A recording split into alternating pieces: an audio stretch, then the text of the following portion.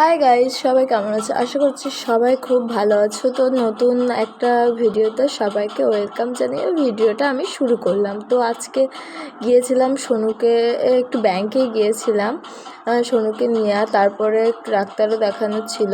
তারপরে এসে রাত্রে বানালাম এগ রোল। তো এই যে আমরা এখন বানানো শুরু করে দিয়েছি, সব কিছু কেটে কুটে নিয়েছি।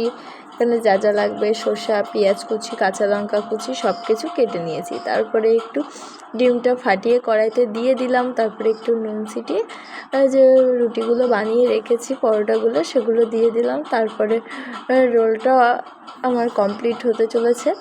তো আমি এখন এই শসা কুচিটা দিয়ে দিলাম, পেঁয়াজ কুচি, একটু বিট লবণ, লঙ্কা গুঁড়ি, তারপরে সসটা দিয়ে কমপ্লিট করলাম।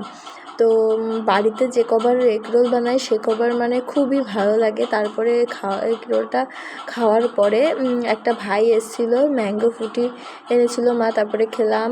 তারপরে দিন বিকেলবেলা ওই যে বাবা আমাদের তো কাজেতে রান্না করে নিয়ে যায়, তো এখানে ডিমের তরকারি আর ভাত নিয়ে গেছিলো। তারপরে আমরা করেছিলাম একটু আলু দিয়ে ডিম দিয়ে ভুজিয়া, লুচি করেছিলাম, তরকারি